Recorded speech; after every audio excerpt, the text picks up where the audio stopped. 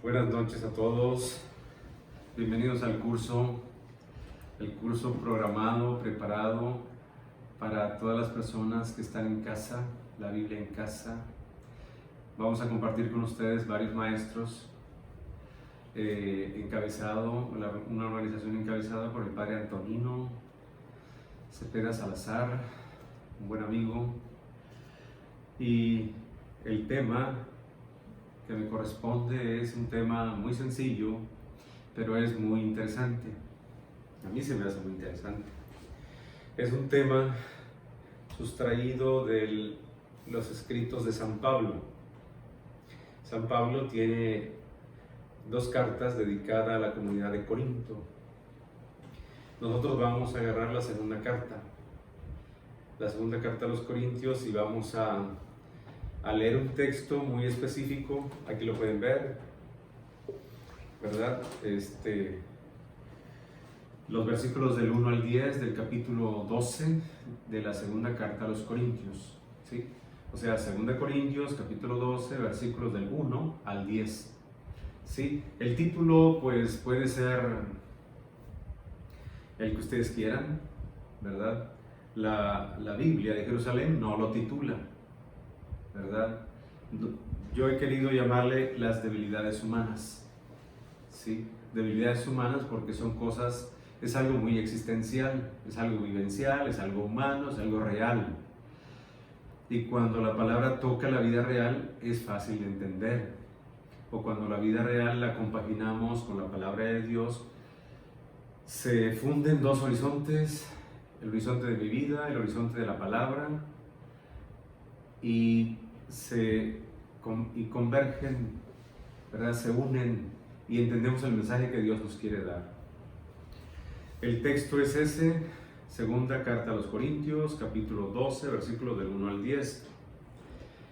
Yo elaboré unas diapositivas que haré llegar a la página, y ya el padre Antonino, él lo sube, y creo que tendrán acceso a esas diapositivas, al material, ¿verdad? Por lo tanto, la bibliografía obligada que tenemos que estar viendo como un referente obligado es el texto, ¿verdad? Nuestra referencia obligada, constante, es el texto. Y para eso vamos a leerlo. Tenemos que leerlo varias ocasiones, varias veces. Se entiende mejor mientras más leo, ¿sí?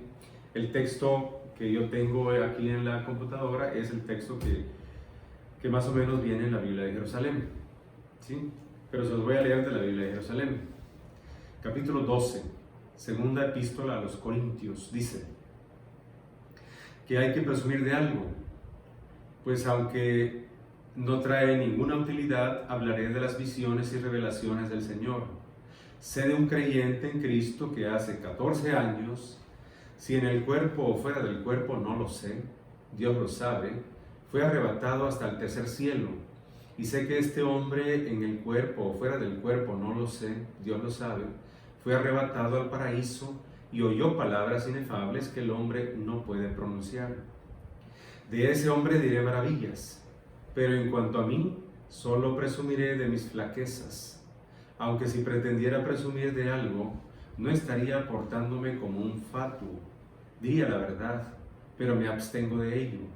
No sea que alguien se forme de mí una idea superior a lo que ve en mí u oye de mí.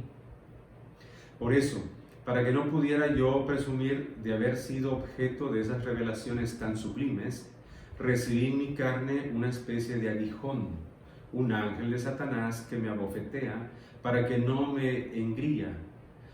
Por ese motivo 3 veces rogué al Señor que se alejase de mí. Pero Él me dijo: mi gracia te basta, pues mi fuerza se realiza en la debilidad. Por tanto, con sumo gusto seguiré vanagloriándome, sobre todo en mi debilidad, para que se manifieste en mí la fuerza de Cristo.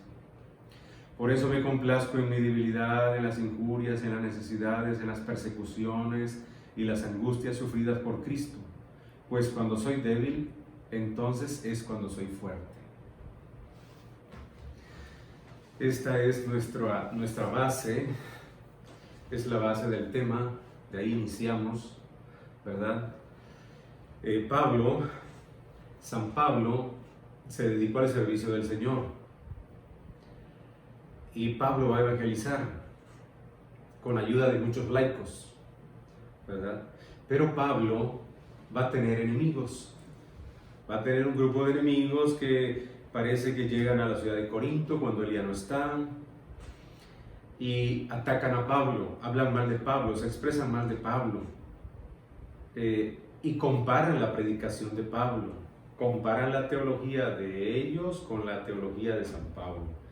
La teología de San Pablo está basada en la teología de la cruz y la teología de los enemigos de Pablo, que ahorita vamos a ver cómo los llama él, son superapóstoles, ¿verdad?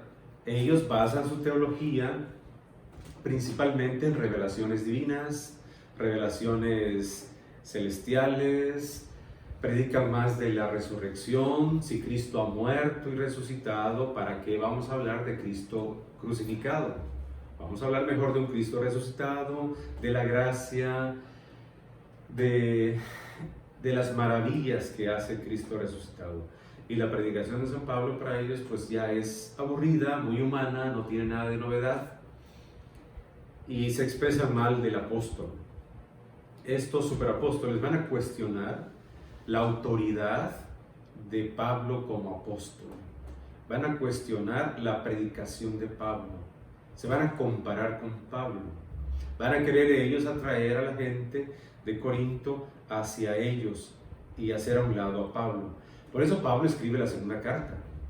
Nosotros tenemos aquí 2 cartas a los Corintios, pero históricamente sabemos que fueron 4 y aquí nomás conservamos 2, pero hay versículos que parecen que fue de una tercera carta, de una cuarta carta, etc.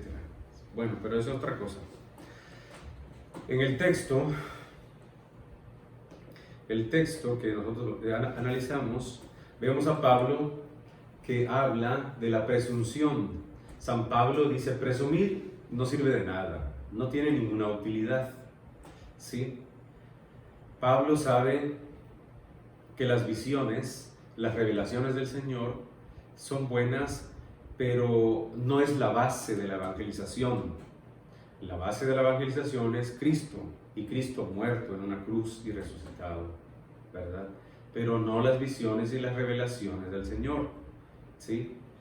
Entonces Pablo se ve forzado aquí en nuestro texto, se ve obligado a contar, a hablar sobre una experiencia mística que él tuvo, pero lo tuvo hace 14 años, ¿verdad? Y nunca lo había contado, y se ve forzado a contarlo porque lo provocan. Y él dice, bueno, si se trata de presumir de visiones, de revelaciones, yo también las he tenido, pero no las cuento porque no sirven para evangelizar, ¿verdad? Y Pablo lo empieza a contar, ¿sí? Él nunca lo había querido contar. Y comienza diciendo, ahí pueden ver el texto ustedes, en 12:2, sé de un creyente en Cristo que hace 14 años y en el cuerpo o fuera del cuerpo, no lo sé, Dios lo sabe, fue arrebatado hasta el tercer cielo. El tercer cielo. Dice la historia que Adán y Eva, cuando cometieron el pecado y salieron del paraíso, el paraíso se fue a otra parte. Su ubicación fue a otra parte, ya no era terrenal, ya era celestial. Y va a ser un lugar donde van a habitar los santos, ¿verdad? Como cuando Cristo estaba en la cruz y el ladrón arrepentido le dijo, Señor, acuérdate de mí cuando estés en el paraíso. Y Cristo le dijo, hoy estarás conmigo en el paraíso. Es ese lugar que dice la historia, que está localizado, ubicado ahí donde está Dios, donde están sus ángeles, donde está Cristo, ¿sí? Donde se llevó al ladrón arrepentido. Es el tercer cielo. Bueno, antes, en tiempos del Señor, así se creía. El primer cielo es el lugar de las nubes, de la lluvia, de los rayos, de los relámpagos. El segundo cielo es la parte azul que vemos, donde está la luna, el sol, las estrellas, etc. El segundo cielo. Y el tercer cielo es el lugar donde está el trono de Dios, donde están los ángeles, ¿sí? Ese es el tercer cielo, según las ideas que se tienen en tiempos de San Pablo, ¿sí? Entonces ahí está Pablo contando que él sabe de un hombre que hace 14 años fue arrebatado al tercer cielo, ¿sí? Pero no sabe si con el cuerpo o fuera del cuerpo, porque estos predicadores, superapóstoles, ellos hablan que han tenido elevaciones y ha sido fuera del cuerpo. Y este tipo de predicaciones hay gente que le encanta, le fascina, le atrae.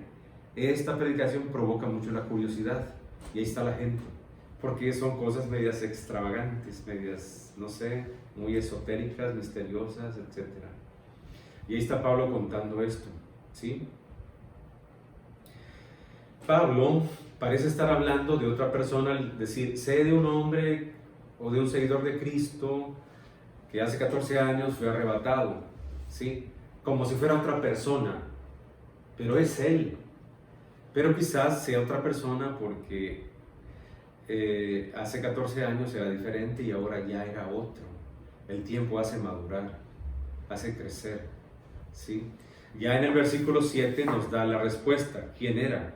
Dice, por eso para que no pudiera yo presumir de haber sido objeto de esas revelaciones tan sublimes, recibí en mi carne una especie de aguijón, un ángel de Satanás que me abofetea para que no me engría, ¿verdad? O sea, aquí nos está dando la respuesta, ¿qué es él? Y él no encuentra razón alguna para presumir de esa experiencia pasada. Él sabe que no es base sólida para la evangelización, ¿sí? Por eso explica que se refiere a él. Él cuenta su vivencia en tercera persona para diferenciarse entre lo que él es ahora como predicador y las visiones que recibió ese día. No lo marcaron para nada, no lo cambiaron. Pablo permaneció igual, se conservó, pero creciendo en el Señor. Pablo quiere mostrar que su ministerio no está fundado en esa clase de experiencias, ¿verdad? Pero para los superapóstoles estas experiencias son la base y es lo más fuerte para ellos. Por eso Pablo, como que si quisiera decir que quien vivió esas cosas no es el apóstol actual, sino el Pablo de antes, de hace 14 años. Y hay mucha diferencia cuando alguien vive ahora y se compara hace 14 años. ¿Cómo éramos nosotros hace 14 años? ¿Sí? Los adversarios de Pablo contaban con detalles sus experiencias estáticas, ¿sí? Y lo contaban probablemente fuera del cuerpo. Pablo dice que él ni siquiera sabe cómo fue la suya. Esto es una ironía de Pablo, ¿sí? Mostrando un total desinterés por las cosas de este tipo de revelaciones. Pablo dice, no sé si fue en el cuerpo o fuera del cuerpo, no lo sé. ¿Cómo dice Pablo? Dios lo sabe. Y lo dice 2 veces, ¿verdad? Pablo dice que su viaje espiritual llegó hasta el tercer cielo, donde está el trono de Dios, con sus ángeles. Hasta ese espacio, hasta ese lugar, llegó Pablo en este arrebato místico que tuvo Pablo hace 14 años, ¿sí? El apóstol añade algo más. Por eso es bueno así tener el Evangelio frente de ti y estar cotejando, estar así verificando que sí es, ¿verdad? Y entendemos más el mensaje porque nos basamos en el texto, no tanto en las explicaciones mías o de otras personas, ¿sí? Porque acuérdense ustedes que el lector activo tiene que participar, tiene que involucrarse, porque si no nos involucramos en el texto, no vamos a entender, no vamos a interpretar bien el texto, no haríamos una buena aplicación, ¿verdad? Por eso uno se tiene que involucrar, no nada más admirar el texto, no nada más la cuestión ética, estética, qué bonito, sino también la cuestión ética, o sea, ¿qué voy a hacer? ¿Qué comportamiento me provoca el texto? Esa es la ética, ¿verdad? Así que no nada más nos quedemos admirando, que sea una admiración, sino que también sea una implicación. Hay que implicarnos en el texto. Implicarnos es meternos en el texto, en los pliegues, en la piel de qué está hablando el texto. ¿sí? Entonces, Pablo habla de este viaje y repite que no sabe si es dentro del cuerpo o fuera del cuerpo. Dios nada más lo sabe, ¿sí? Este viaje de Pablo lo llevó hasta el lugar más sagrado del cielo, donde habita el mismo Dios. ¿Y qué cosas habría visto Pablo allá? ¿Cuántas cosas habrá admirado? ¿Cuántos conocimientos habría adquirido él estando en ese mundo divino? Quizás muchos, no lo sabemos. Pero aquí lo importante, lo admirable, es que Pablo no hace alarde. Pablo no es arrogante al contar esto, es más, él es muy escueto. Él dice las cosas muy cortas.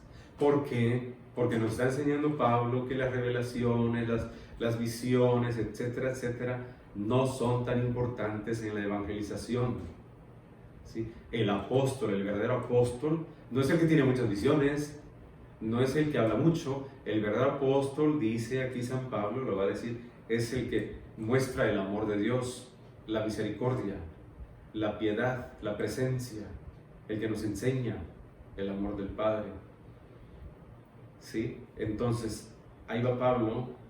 Pablo dice que ahí solo oyó palabras inefables que el hombre no puede pronunciar. Ahí viene en el versículo 4. Fui arrebatado al paraíso y oyó palabras inefables que el hombre no puede pronunciar, ¿sí? Palabras que no se pueden decir, ¿sí? Entonces, Pablo no vio nada, no contempló ninguna cosa celestial, ni seres angélicos, ni el radiante trono de Dios, ni los destellos de la gloria divina.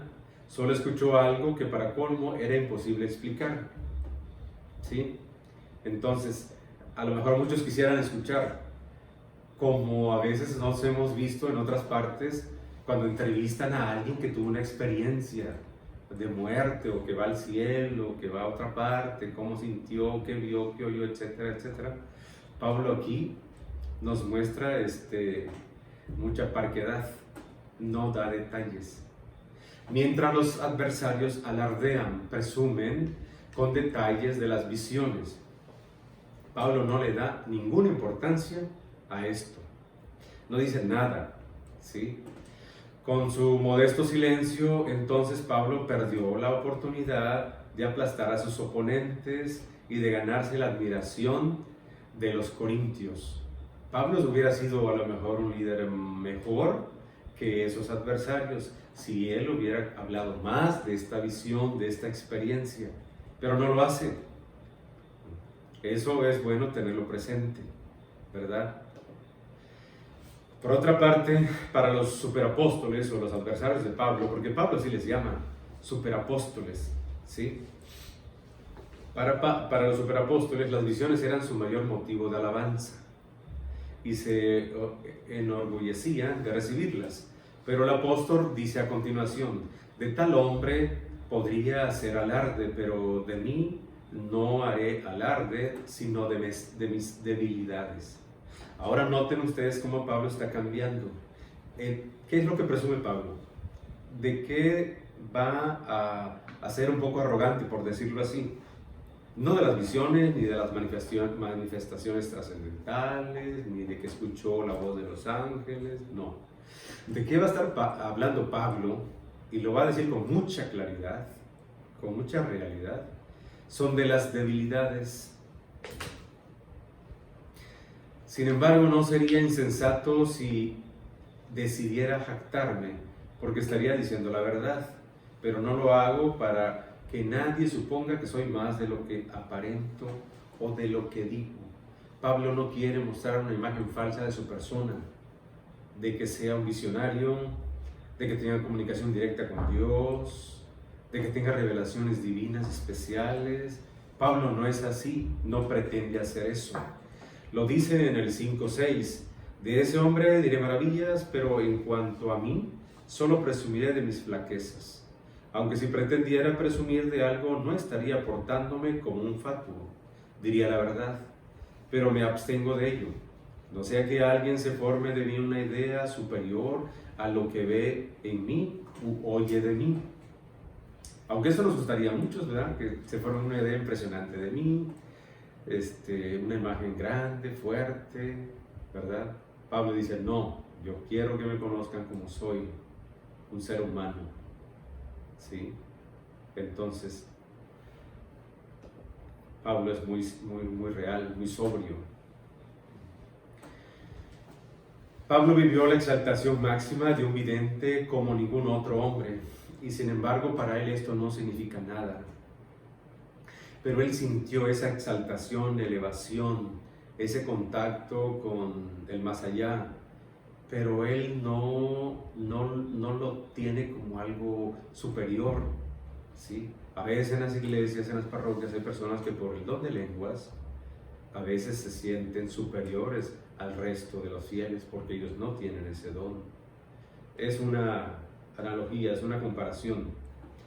Pablo ha sido bendecido con una gracia asombrosa, pero no lo ve como motivo de gloria. La razón que da es porque no quiere que nadie se forme de él una idea superior solo porque tuvo visiones. Cuando la verdadera superioridad del cristiano está en el amor al prójimo y el servicio a los demás, no en recibir revelaciones. Esto nosotros nos lo debemos de grabar, así como un tatuaje, ¿verdad? La verdadera superioridad del cristiano está en el amor al prójimo. De hecho, es el único mandamiento de Jesús, el mandamiento doble: amar a Dios sobre todas las cosas y al prójimo como uno mismo, ¿verdad? Es el servicio a ellos, no tanto a las visiones ni revelaciones. Lo dice en el 12:12. En capítulo 12, versículo 12, Pablo dice: yo cumplí entre ustedes con las características del apóstol, paciencia perfecta en los sufrimientos, signos, prodigios y milagros. Pablo está diciendo lo que hizo como apóstol, ¿sí? Ante todo, el apóstol deseaba llegar a un punto importante. Dice Pablo: para evitar que me volviera presumido por estas sublimes revelaciones, una espina fue clavada en el cuerpo, es decir, un mensajero de Satanás que me atormenta. Pablo siente, ahí lo dice en el versículo 7, por eso, para que no me pudiera yo presumir de haber sido objeto de esas revelaciones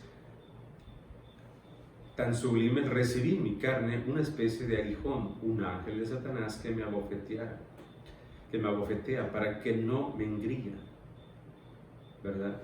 Entonces Pablo sintió que no podía compararse con los demás y sentirse superior. Empieza él a explicarnos que algo le pasó. Tuvo una experiencia dolorosa, con algo cargaba. ¿Qué habría sido? ¿Una enfermedad en el tiempo de su misión? ¿Miedo complejo? ¿Qué habrá sido lo que Pablo tenía que lo hacía achicarse, anonadarse, sentirse así como pequeño, ¿verdad? Él mismo lo está diciendo.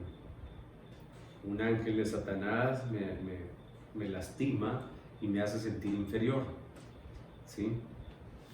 Por lo tanto, nos damos cuenta que para Pablo, más importante que los arrebatos místicos es esta otra revelación que recibió, ¿sí?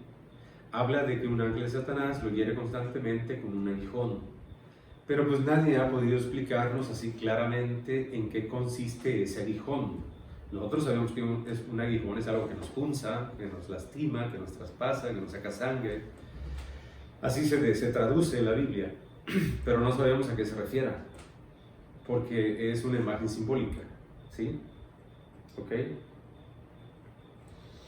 Entonces Pablo dice, para que no se vuelva orgulloso ni presumido, porque Pablo pudo haber tenido una enfermedad en tiempos de su misión que lo disminuyó, que le restó fuerzas, y eso evitaba que se volviera vanidoso, ¿verdad? Y Pablo lo está diciendo, lo está reconociendo, ¿sí? Pablo hizo triple oración, porque Pablo dice en el texto, en 12:8, Por este motivo 3 veces rogué al Señor que se alejase de mí. 3 veces. Nosotros sabemos que en la Biblia 3 significa muchas veces, como 7 veces, como 12 veces, ¿verdad? La fuerza simbólica del número es muy amplia y aquí la podemos entender como que Pablo rezó, oró muchas veces, ¿verdad? Le pidió al Señor que le quitara eso. Los sufrimientos de Pablo fueron muy duros, ya que él dice haber orado 3 veces, ¿sí? Suplicó a Jesús para que lo librara de ese terrible sufrimiento. 2 veces no tuvo respuesta, pero en la tercera recibió respuesta. Y la respuesta es la gran revelación que cambiará su vida. Esta sí es una revelación y le va a cambiar la vida. Y de esto él está seguro y lo comparte. No es como la otra revelación, ¿sí? 3 veces le rogué al Señor que me la quitara, pero Él me dijo, te basta con mi gracia, pues mi poder se perfecciona en la debilidad.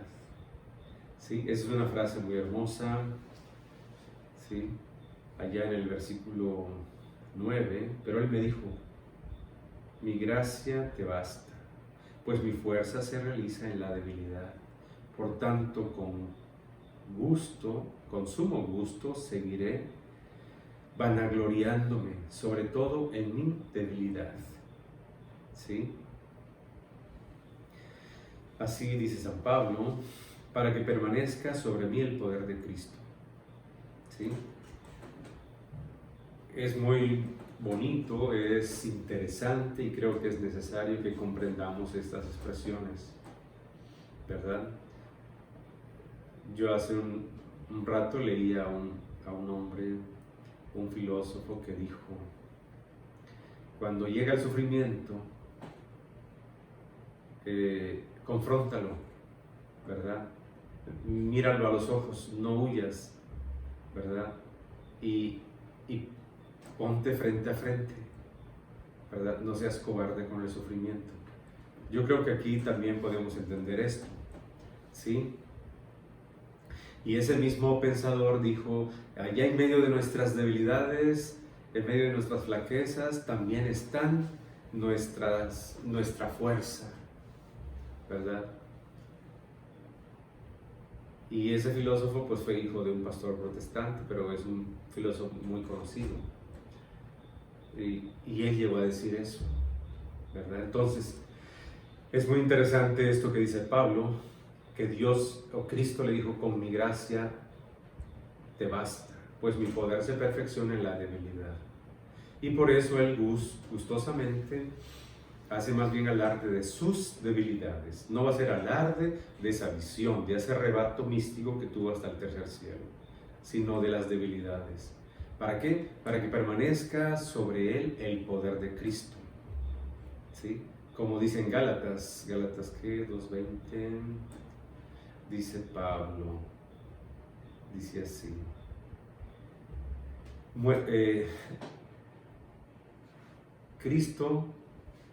Cristo vive en mí, ¿verdad? O sea, murió Pablo, murió Cristo, y el que vive en la persona de Pablo es Cristo. Ya no es Pablo el que vive, es Cristo el que vive en Pablo, ¿sí? A ver si es 3:20 de Gálatas. A ver, o 2:20. Bueno, este texto se me acordó ahorita, a ver, pero es Gálatas. Dice así Pablo: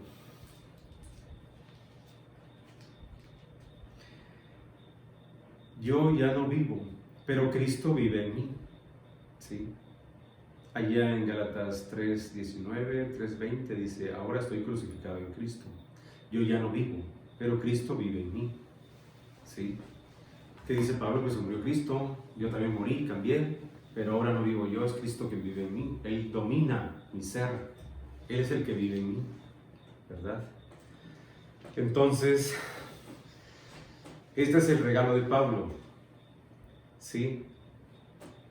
Que no se le dio por una revelación de éxtasis o por visiones místicas, sino que es una revelación encontrada en el sufrimiento de la vida diaria. En el sufrimiento de la vida diaria, Pablo recibió este don, esta revelación, o esta visión, o este regalo, si ustedes quieren, ¿sí? Y es de lo que Pablo presume, ¿sí? Pablo ve que este don proviene de la cruz que él ha predicado, de la cruz del Señor, porque la teología paulina es la teología de la cruz, ¿sí? Y porque es de la teología de la cruz, pues ustedes acuérdense, Pablo yo creo que comenzó también a predicar así cuando tuvo su primer fracaso en una predicación allá en Grecia, en Atenas, cuando él preparó su sermón que iba a dar a los griegos, porque los griegos pues sabemos que son filósofos, pensadores, etc. Y Pablo quiso quizás presumir y habló de la filosofía griega mezclada con el Evangelio y lo escucharon. Pero cuando quiso hablar de la resurrección, de la muerte del Señor y la resurrección, nadie le hizo caso. Y Pablo se sintió como fracasado, defraudado, triste, y esa emoción que sintió le cambió la vida. Pero decidió predicar de ahora en adelante a Cristo del Evangelio, al Cristo crucificado. No tratar en sus predicaciones de agradar a nadie, de que escuchen algo bonito para que permanezcan, no. Pablo decidió cambiar, por eso aquí lo está diciendo. Ahí comprendió el sentido de la enfermedad. Pablo comprendió, aceptó el sentido de la enfermedad, ¿sí? Y era un medio para que mostrara la fortaleza y el poder de Dios en medio de su debilidad, de sus limitaciones, de sus enfermedades. Pablo tenía que mostrar a Dios, el amor de Dios. Tenía que dar amor en medio de su dolor, y eso no lo hace cualquiera. La gente que sufre no puede dar amor, se queja, necesita atención, necesita amor. Sin embargo, aquí el apóstol nos está recomendando, y él mismo lo dice, que él va a entender el sentido de la enfermedad. Y también muestra la fortaleza y el poder de Dios, como había pensado con el mismo Jesús, que en la debilidad del Calvario había mostrado el poder divino. Cuando muere Jesús en el Calvario, Dios muestra su poder, porque lo va a resucitar, ¿sí? Y Jesús asume la muerte. Muy bien, para el apóstol es una tontería alabarse o creerse superior por recibir revelaciones. Yo sé que ustedes están pensando ahorita en la Iglesia Católica y fuera de la Iglesia Católica, hay mucho de esto. Pero tenemos que crecer, nuestra fe infantil tiene que dar un salto para ser una fe juvenil, otro salto para ser una fe adulta. La fe adulta es madura, la fe adulta se contagia, se comparte, ¿verdad? Entonces, no podemos quedarnos nada más en la emotividad, en lo sensacional, porque eso se llamará petate, sino que debemos profundizar en la fe. Así se muestra Dios, se manifiesta en el Evangelio de la Cruz, que nos ayuda a dar amor en medio de nuestro dolor. El verdadero apóstol no es el que recibe revelaciones, sino el que demuestra amor, demuestra más amor a las comunidades mediante su entrega y su servicio. Ese es el verdadero apóstol, ¿sí? No es el que se la pasa hablándonos de revelaciones, visiones, audiciones, que les digo, a la gente que no conoce el Evangelio les va a encantar, pero la gente que conoce el Evangelio va a decir, bueno, ¿verdad? Nosotros ya no estamos en esa etapa, ¿sí? Por lo tanto, Pablo termina con una frase muy estremecedora, una frase que vale la pena que rumiemos, que repitamos, que meditemos, que reflexionemos. Dice Pablo, por eso me regocijo en debilidades, insultos, privaciones, persecuciones, dificultades que sufro por Cristo, porque cuando soy débil, entonces soy fuerte. Así termina el texto, aunque la perícopa es más larga, ¿verdad? Pero dice Pablo, allá en el versículo 10, por eso me complazco en mi debilidad, en las injurias, en las necesidades, en las persecuciones y las angustias sufridas por Cristo. Pues cuando soy débil, entonces es cuando soy fuerte. Cuando Pablo ya deja todas las cosas en manos de Dios, deja que Dios sea Dios, ¿verdad? permite a Dios que se manifieste en su ser, en su sentimiento, en su mente, en su corazón, en sus modos, es cuando es más fuerte, porque Él está siendo débil, está recibiendo al Señor, porque a nosotros es difícil aceptar al Señor. Nosotros cada rato decimos en la oración del Padre Nuestro, hágase tu voluntad, pero siempre queremos hacer la nuestra. Y aquí Pablo está demostrando que lo mejor es la voluntad divina. Y él se rebaja, se disminuye, se siente débil y permite a Dios que Dios se exprese, ¿verdad? Y dice él, por eso me regocijo en mis debilidades, en los insultos, privaciones, persecuciones, dificultades que sufro por Cristo, porque cuando soy débil entonces soy fuerte, ¿verdad? Entonces, una frase de este filósofo que yo les comentaba, dicha así literalmente, es: ahí donde radican nuestras debilidades van a extraviarse nuestras exaltaciones. Lo dijo Federico Nietzsche. Muy bien. Por lo tanto, estas palabras son una humillante bofetada a la pretensión de los misioneros intrusos de Corinto, que basaban sus prédicas en mensajes que recibían con videncias, con fenómenos místicos, y exacerbaban la curiosidad de los creyentes que los escuchaban, ¿verdad? Así aseguraban que sus enseñanzas venían directamente de Cristo, que está en la gloria. Y así hay muchos predicadores, ¿verdad? Así hay mucha gente. Para tener más público, tiene que hacer algo extraordinario. Y Pablo nos está enseñando que el misterio de la palabra, el misterio de Cristo, el misterio del amor está en lo ordinario. El hombre que logra ver cosas nuevas es el hombre que ve lo normal, lo cotidiano, lo viejo, y descubre cosas nuevas en eso. Descubre lo maravilloso que es una relación amistosa a tu padre, a tu abuelo, en lo más sencillo, en lo más ordinario. ¿Sí? Pablo dice que es el Cristo de la cruz el que revela la verdadera fuerza del hombre, el verdadero poder, porque solo Él con su testimonio es capaz de volver fuerte a cualquier angustia humana. O sea, Cristo nos puede levantar en cualquier situación difícil o situación mortal, el Cristo de la cruz. ¿Sí? Él nos puede dar vida. ¿Sí? Y en cualquier situación que yo me encuentre, conociendo al Cristo de la cruz sufriente, Él nos reanima, ¿verdad? Nos da fuerza interior. Por lo tanto, Pablo contrapone el éxtasis que contagia y que lleva a desentenderse de la realidad, ¿sí? A desentenderse del mundo, ¿sí? Él contrapone eso con el mensaje evangélico que lleva a la fe. Acuérdense de los filipenses, ¿sí?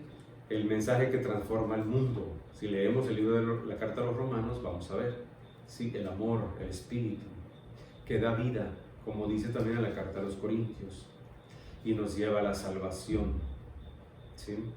Por eso cuenta el fracaso de su viaje al cielo, porque para el apóstol no hay ninguna otra revelación con importancia fuera del Evangelio, ¿sí?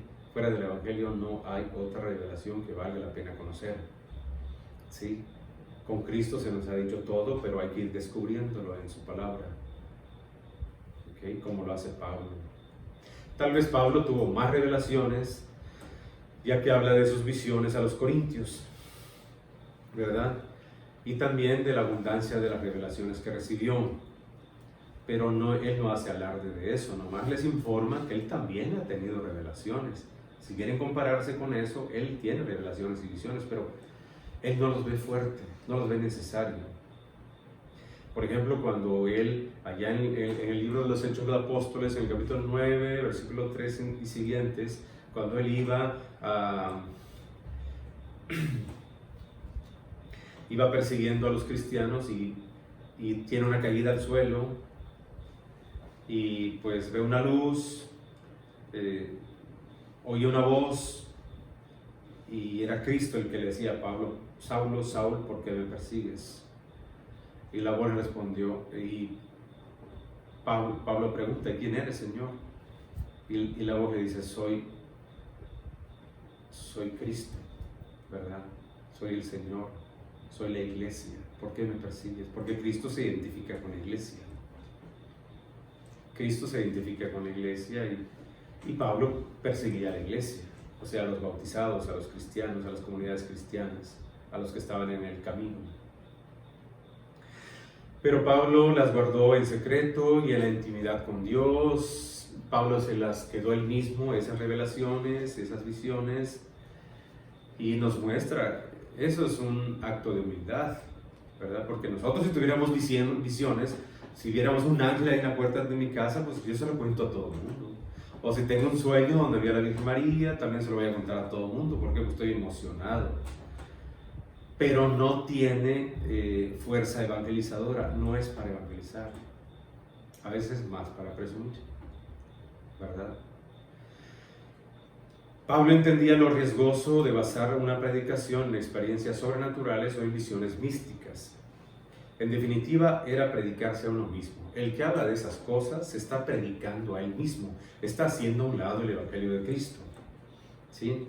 Por eso, solo una vez, y sabiendo que era algo útil para su predicación, y solo porque se ve obligado, Pablo lo divulga esas vivencias interiores a un grupo de creyentes, de Corinto, porque ellos le dieron puerta ancha a esos intrusos que entraron a la comunidad y oyeron predicaciones así muy emocionantes, espectaculares, visiones así extrasensoriales, cosas que llaman la atención a la gente sencilla, ¿verdad? Pero Pablo aclara, explica que la fuerza está en el Evangelio, ¿sí? Y esa fuerza del Evangelio se manifiesta en su persona humana, en medio de sus debilidades, de sus enfermedades. Pablo no era un galán, Pablo no era físicamente tal vez muy atractivo, a lo mejor en sus locuciones, en sus charlas, en sus pláticas, dicen que no era muy así ameno, y creo que lo sabía él, ¿verdad? Pero él va a tener una teología mejor que todos los demás, ¿verdad? Él mismo lo va a decir. Hay una ocasión donde él estaba predicando y un chico se aburrió, se durmió, se cayó, se murió. Eutico. Y ya con toda la gente bajaron y rezaron y todo, y lo revivieron. Porque Pablo no era un predicador elocuente, ameno, atractivo, pero sí tenía una profundidad que se logra admirar cuando uno va conociendo a Cristo, vas conociendo la teología. Porque a ver, nosotros nos vamos por un predicador más atractivo, interesante, etcétera, etcétera, por la apariencia. Y Pablo aquí nos está ubicando, nos pone en la realidad. Así que este es el tema que yo quería compartir con ustedes. Ojalá les haya parecido pues adecuado. Y pues bueno, esperamos las preguntas y a lo mejor les daremos respuestas. Mucho gusto, que Dios los bendiga. Hay que leer el texto, hay que tener contacto con el texto. Que tengan todos muy buenas noches.